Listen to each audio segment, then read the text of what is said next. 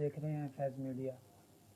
رمضان المبارک کے ان بابرکت لمحات میں آپ حضرات کے وقت کو قیمتی بنانے کے لیے فیض میڈیا نے ایک پروگرام کا انعقاد کیا ہے فیض رمضان کے عنوان سے، جس میں ہمارے پاس ملک پاکستان کے مشہور و معروف خطباء، مذہبی اسکالر و نعت خواں و قرہ حضرات تشریف لائیں گے اور وقتاً فوقتاً وہ ہر روز آپ حضرات کے سامنے جلوہ گر ہو کر اپنی خوبصورت آواز سے، اپنے خیالات سے آپ کے دلوں کو مسحور فرمائیں گے۔ ناظرین، یہ ہمارا پروگرام پورا رمضان انشاءاللہ جاری رہے گا۔ آپ سے درخواست ہے کہ ہمارے ساتھ جڑے رہیے، ہمارے اس پروگرام کو دیکھتے رہیے۔ انشاءاللہ آپ کا یہ دیکھنا، آپ کا یہ وقت رائے گا نہیں جائے گا، آپ کو اس کا فائدہ ہوگا۔ آج یکم رمضان المبارک ہے، پہلا روزہ ختم ہو چکا۔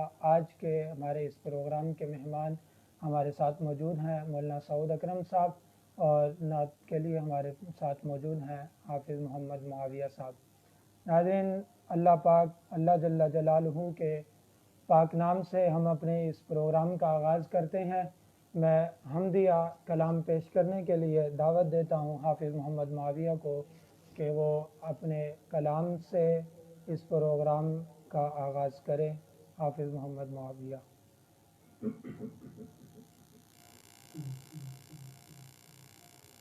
اس سے مانگے کہاں جائے، کس سے کہے اور حاجت روا کون ہے، کس سے مانگے کہاں جائے، کس سے کہے اور دنیا میں حاجت روا کون ہے، سب کا داتا ہے تو، سب کو دیتا ہے تو، تیرے بندوں کا تیرے سوا کون ہے، تیرے بندوں کا تیرے سوا کون ہے، کون مقبول ہے کون مردود ہے، کون مقبول ہے کون مردود ہے، بے خبر کیا خبر تجھ کو کیا کون ہے، کس سے مانگے کہاں جائے، کس سے کہے اور دنیا میں حاجت روا کون ہے، جب تو لیں گے عمل سب کے میزان پر، جب تو لیں گے عمل سب کے میزان پر، تب کھلے گا کہ کھوٹا کھرا کون ہے، تب کھلے گا کہ کھوٹا کھرا کون ہے، کون سنتا ہے فریاد مظلوم کی، کس کے ہاتھوں میں کنجی ہے مقصوم کی، رزق پہ کس کے پلتے ہیں شاہوں گدا، رزق پہ کس کے پلتے ہیں شاہوں گدا، مسند آرائے بز میں عطا کون ہے، مسند آرائے بز میں عطا کون ہے، اولیاء تیرے محتاج ہے رب کل، تیرے بندے ہیں سب انبیاء اور رسل، تیرے بندے ہیں سب انبیاء اور رسل، ان کی عزت کا باعث ہے نسبت تیری، ان کی پہچان تیرے سوا کون ہے، میرے مالک میری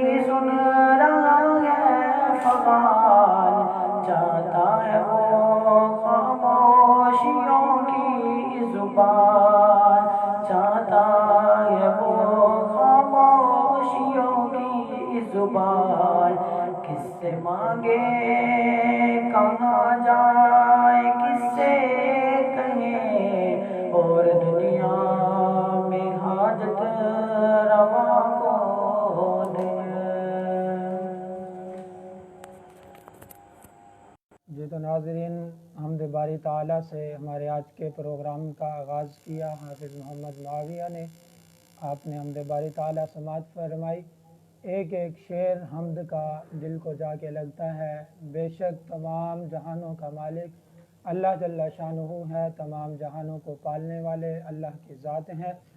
اللہ کے علاوہ کوئی نہیں، اللہ کا کوئی شریک نہیں، وہی ذات ہے، وہی ہستی ہے جو لا شریک ہے۔ ناظرین، ہمارے ساتھ موجود ہیں مولانا سعود اکرم صاحب، جو آپ حضرات کے سامنے، چونکہ یکم رمضان المبارک ہے، رمضان المبارک کا شروع ہے، تو اسی مناسبت سے آپ حضرات کے سامنے رمضان المبارک کے فضائل اور رمضان کی اہمیت کے عنوان پر گفتگو فرمائیں گے۔ تو آئیے سنتے ہیں ان کی گفتگو، اور جو یہ موتی سمیٹ کر ہمارے لیے لائے ہیں ان سے مستفید ہوتے ہیں۔ میں ملتمس ہوں مولانا سعود اکرم صاحب سے کہ اپنی گفتگو کا آغاز فرمائیں۔ الحمد للہ عدد خلقہ ورضا نفسہ وزینۃ عرشہ ومداد کلماتہ والصلاة والسلام علی صفوۃ رسلہ علی جمیع الانبیاء وخصوصاً سید الانبیاء صلی اللہ علیہ وسلم۔ اما بعد فاعوذ باللہ من الشیطان الرجیم، بسم اللہ الرحمن الرحیم۔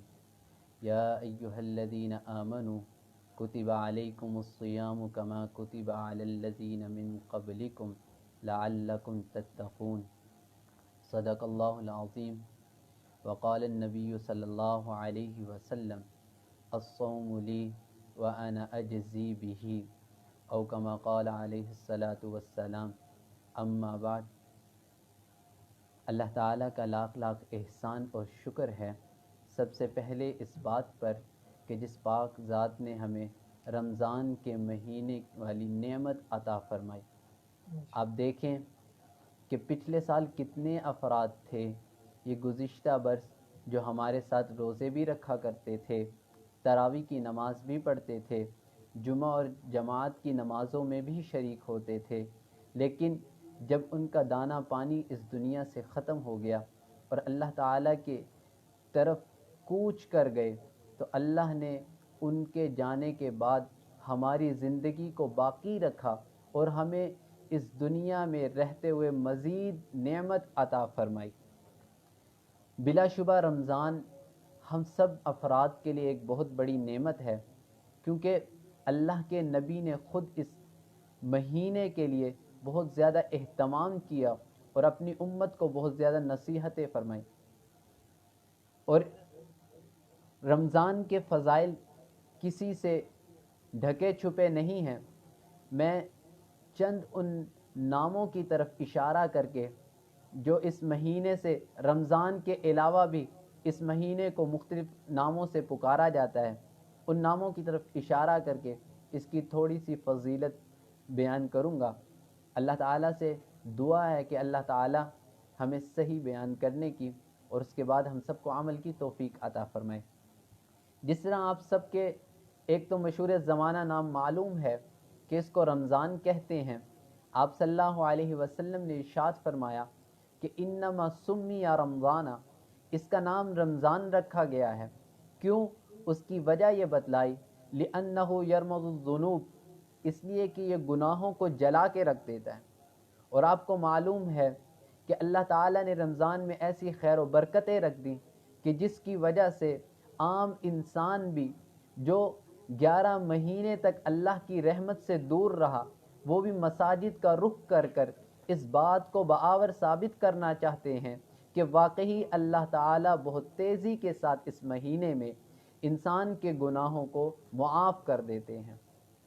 اور ایک روایت میں آتا ہے کہ ہر شب کو 10 لاکھ کے قریب افراد کو جہنم سے برات کا پروانہ دیا جاتا ہے۔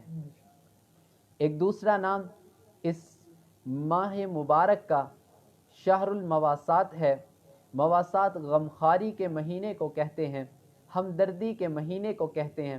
اللہ تعالیٰ نے اعلان فرمایا کہ تم لوگوں پر اے امت محمدیہ رمضان کے روزوں کو فرض کیا گیا ہے جس طرح تم سے پہلے امتوں پر بھی فرض کیا گیا، تاکہ تم تقوی اختیار کرو، تقوی اور پرہیزگاری اختیار کرو۔ فرمایا یہ مواصلات غمخواری کا مہینہ اس طرح ہے کہ ہر کوئی امیر ہو یا غریب، ہر شخص صبح سے لے کر شام تک بھوکا رہتا ہے، کیونکہ روزے کا مطلب، روزے کی تعریف یہ کی گئی ہے، عبارت عن ترک الاکل والشرب والجماع، روزے کے اندر انسان کھانے پینے اور جماع وغیرہ سے پرہیز کرے۔ کب سے کب تک؟ فرمایا من الصبح الی غروب الشمس، کہ صبح و صادق کے بعد سے غروب شمس تک۔ کس لیے کرنا ہے؟ بنیت التقرب، اللہ کا قرب حاصل کرنے کے لیے۔ تو اللہ کے نبی نے خود بھی اعلان فرمایا کہ لیس الصیام، روزہ صرف من الاکل والشرب، کھانے اور پینے سے رکنے کا نام نہیں، انما بلکہ یہ تو اس لیے ہے کہ انسان عن الرفث، بیہودہ گوئی اور بری باتوں سے بھی بچے، لغو کاموں سے بھی بچے۔ قرآن میں فرمایا گیا کما کتب علیکم، تم پر فرض کیا گیا، اور اس تم پر فرض کرنے کا مطلب یہ ہے، مفسرین لکھتے ہیں کہ انسان کے جسم کے ہر جز کا روزہ ہونا چاہیے۔ مطلب یہ کہ انسان کے کانوں کا روزہ ہو، وہ کوئی بری بات لغو بات نہ سنے، جھوٹ غیبت اور چغلی اس کے کانوں سے نہ ٹکرائے۔ اسی طرح اس کی زبان کا روزہ ہو، وہ کسی کی غیبت نہ کرے، کسی کے لیے بہتان نہ باندھے، کسی پر جھوٹ نہ باندھے، افترا پردازی سے بچے۔ اسی طرح اس کی آنکھوں کا روزہ ہو، وہ ہر غیر محرم چیز کو، ہر ایسی چیز کے دیکھنے سے رکیں جس کا اللہ اور اس کے رسول نے منع فرمایا ہے۔ اس کے ہاتھوں کا روزہ ہو، انسان کے ہاتھ ہر اس کام سے رک جائیں جس سے اللہ نے روکا ہے۔ انسان کے پاؤں کا روزہ ہو، وہ کسی ایسے کام کی طرف نہ چلیں جس سے اللہ تعالی نے منع فرمایا ہے، اس کے محبوب نے منع فرمایا ہے۔ ایک یہ معنی بھی بیان کیا گیا ہے، جب انسان اس انداز میں روزہ رکھتا ہے، صبح سے لے کے شام تک بھوکا پیاسا رہتا ہے، وہ امیر ہو اور غریب ہو، جس بھی حال میں ہو، جب وہ اتنی دیر تک بھوکا پیاسا رہ کر اللہ کے حکم کے مطابق اپنی نفسانی خواہشات کو پس پشت ڈال کر اللہ کے حکم پر عمل کرتا ہے، تو پھر اس کو احساس ہوتا ہے کہ جو لوگ بھوک و افلاس کی زندگی گزار رہے ہیں وہ کس کرب میں ہیں، وہ کس تکلیف میں ہیں۔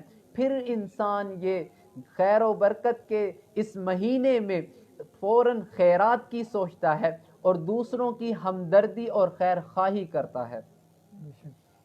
اس مہینے کا ایک نام شہر الصبر رکھا گیا۔ حدیث کے مطابق اللہ تعالیٰ کے نبی نے فرمایا ہوا شہر الصبر، یہ صبر کا مہینہ ہے، اور صبر کا اجر کیا ہے؟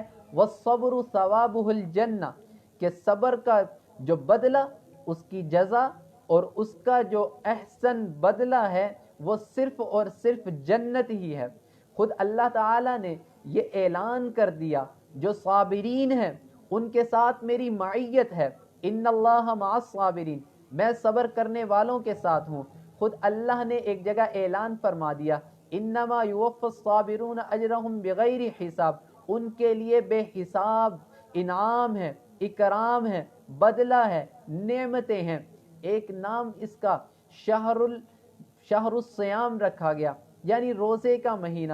اس کے متعلق میں آپ کو بتا چکا کہ روزے کی تعریف کیا ہے، اور اس تعریف میں اللہ تعالی نے کن کاموں سے رکنے کا حکم دیا ہے۔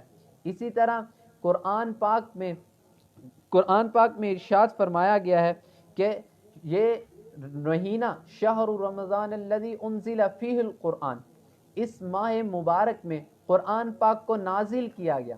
یہ قرآن کو نازل کرنا، اس سے بھی اس ماہ مبارک کی فضیلت اور عظمت کا پتہ چلتا ہے کہ قرآن اور رمضان ان دونوں کا چولی دامن کا ساتھ ہے۔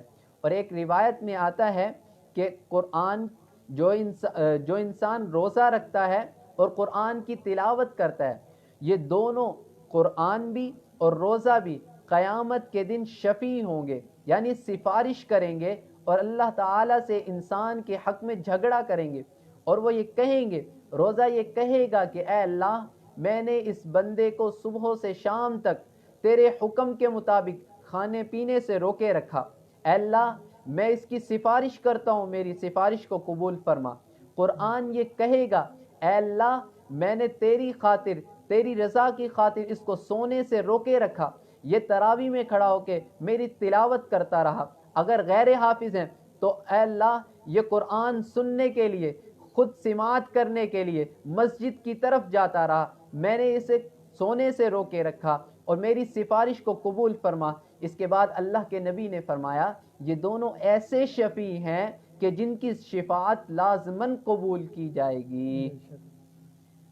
اور اس ماہ مقدس کی فضیلت کے کیا کہنے، اللہ کے نبی نے ارشاد فرمایا شعبان الشہری، شعبان میرا مہینہ ہے، والشہر ورمضان شہر اللہ، اور رمضان اللہ کا مہینہ ہے۔ اللہ کی طرف اس کی نسبت کر کے یہ بتلانا مقصود ہے کہ اس مہینے کا ایک مقصد شہر القربہ ہے، اللہ کا قرب حاصل کرنا۔ کتنا قرب حاصل کرنا؟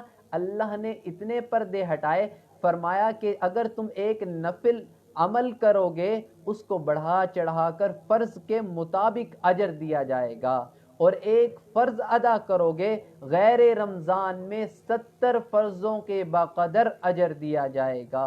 اتنی قرب والا مہینہ، اتنی فضیلت والا مہینہ۔ آپ صلی اللہ علیہ وسلم کی اس ماہ مبارک کی 2 اہم عبادات بتلائیں، فرمایا کہ دن کا روزہ رکھو، دن کا روزہ رکھیں، اے اللہ کیا ملے گا؟ اللہ نے فرمایا، حدیث قدسی ہے، الصوم لی، روزہ میرے لیے ہے، وَأَنَا أَجْزِي بِهِ، اور اس کی جزا بھی میں ہی دوں گا۔ تمام اعمال کے لیے اللہ نے فرشتوں کو کہہ دیا کہ اس کو اس کے بدلے جنت دے دو، اس کے بدلے اتنا اجر لکھ دو، لیکن جب روزے کی باری آئی اللہ تعالیٰ نے اعلان یوں کیا، ذرا تخیل سے سوچیں، اللہ نے یہ کہا ہوگا یہ وہ مخفی عبادت ہے جو بندے نے سب سے چھپ کر میرے لیے کی، اس لیے اس کا اجر بھی سب سے مخفی، یعنی میں خود اس کی جزا عطا کروں گا۔ حضرت سلمان رضی اللہ تعالیٰ عنہ وہ ایک طویل حدیث نقل کرتے ہیں، اور اس طویل حدیث میں وہ ارشاد فرماتے ہیں کہ اللہ کے نبی نے شعبان کے اختتام پر ایک خطبہ ارشاد فرمایا۔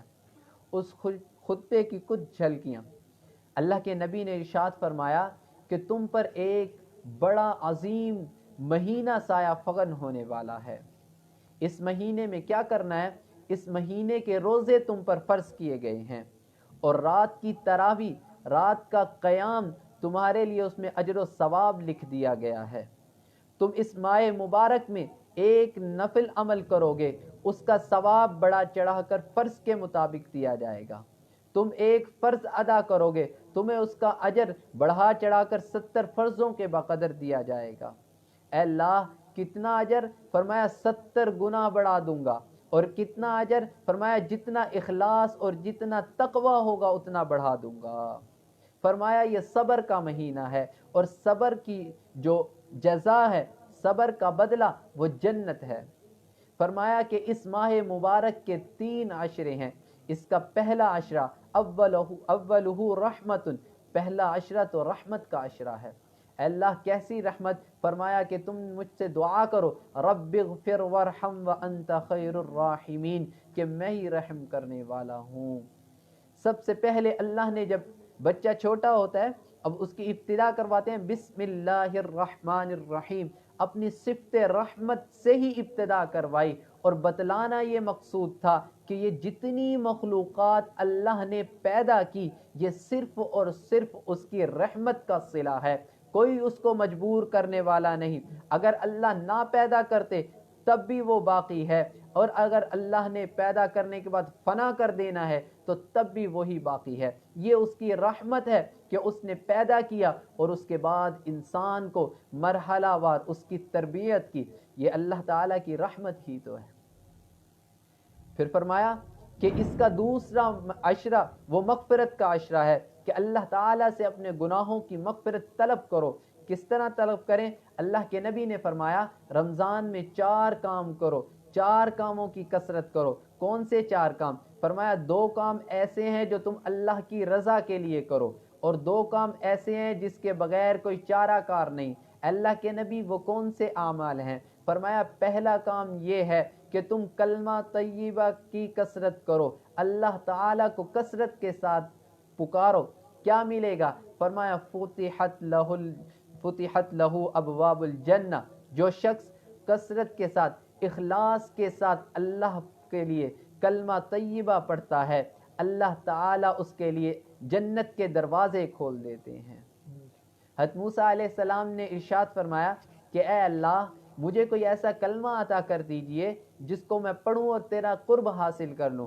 اللہ تعالیٰ نے ارشاد فرمایا کہ اے موسیٰ کلمہ طیبہ کا ورد کرو۔ فرمایا اے اللہ یہ تو سب کے لیے برابر ہے۔ فرمایا اے موسیٰ کلمہ طیبہ کا ورد کرو۔ پھر فرمایا اللہ سب کے لیے برابر ہے۔ اللہ نے ارشاد فرمایا اے موسیٰ اگر ایک پلڑے میں آسمان و زمین اور اس میں جو کچھ موجود ہے سب کچھ رکھ دیا جائے اور دوسرے پلڑے میں لا الہ الا اللہ کو رکھ دیا جائے تو لا الہ الا اللہ والا پلڑا جھک جائے گا۔ اللہ کے نبی دوسرا کام کیا کریں؟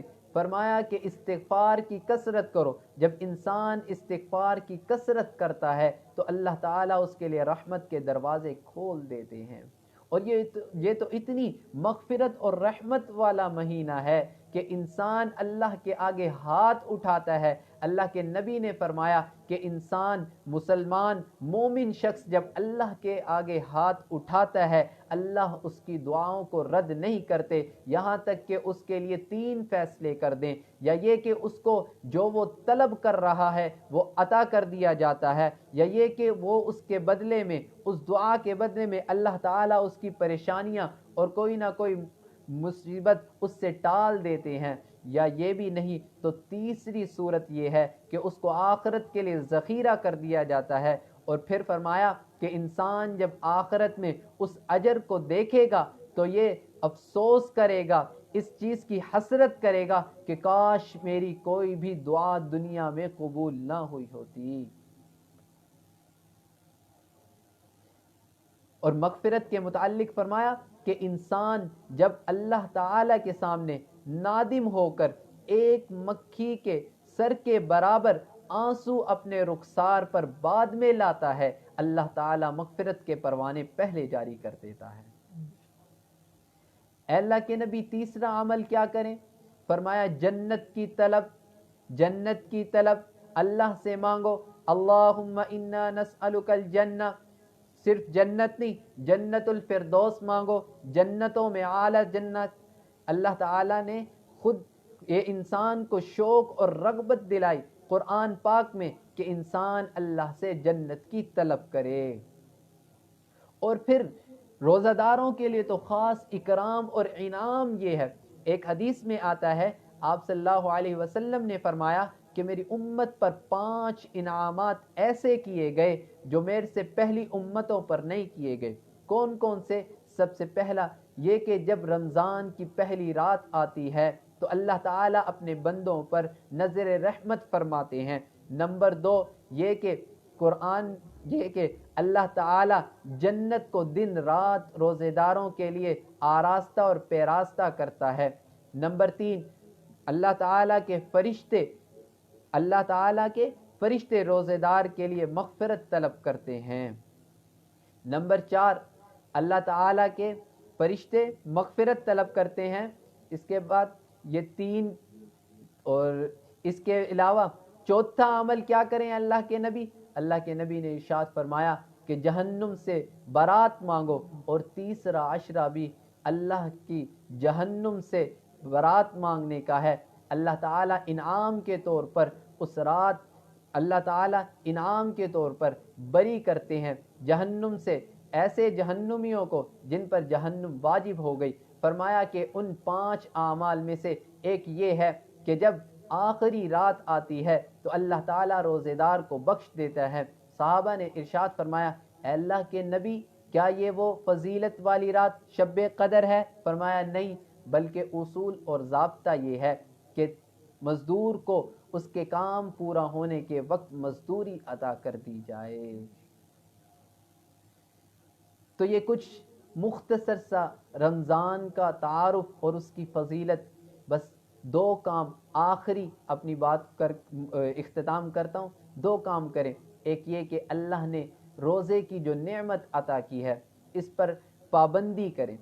دیکھیں جب انسان روزہ رکھتا ہے یہ انسان کی تربیت ہے کہ اللہ نے وہ چیزیں جو حلال تھیں، اللہ نے وہ چیزیں جو حلال تھیں اس کی رضا کی خاطر، اس کی محبت میں انسان وہ چھوڑ دیتا ہے۔ یہ اصل میں پیغام ہے کہ جب تم حلال کو اللہ کی محبت کے لیے چھوڑ دیتے ہو تو اسی طرح حرام کاموں کی طرف بالکل روزے کی حالت میں اور غیر رمضان میں بھی اس طرف رغبت نہ کرو۔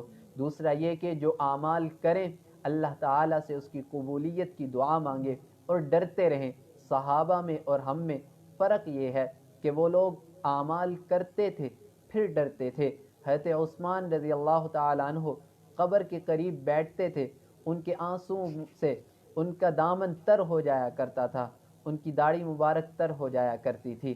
اسی طرح اور صحابہ کے متعلق آتا ہے وہ یہ کہا کرتے تھے کاش ہم کسی مومن کے بدن کا بال ہوتے۔ اسی طرح ہم بھی جو اعمال کریں اللہ سے ڈرتے رہیں اور اس سے مانگتے رہیں، اس کی مغفرت طلب کرتے رہیں۔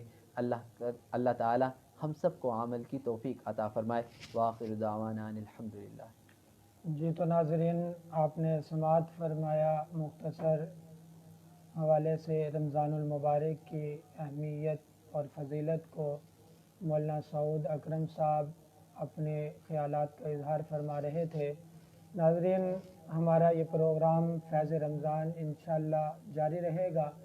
آپ میں سے اگر کوئی بھی ساتھی، کوئی بھی شخص کسی بھی قسم کا رمضان کے متعلق سوال پوچھنا چاہے تو وہ ہمارے کمنٹ باکس میں جو ہے وہ کمنٹ کر کے پوچھ سکتا ہے۔ انشاءاللہ آئندہ آنے والے کل میں جو ہے پروگرام میں ان سوالات کا جواب ضرور دیا جائے گا۔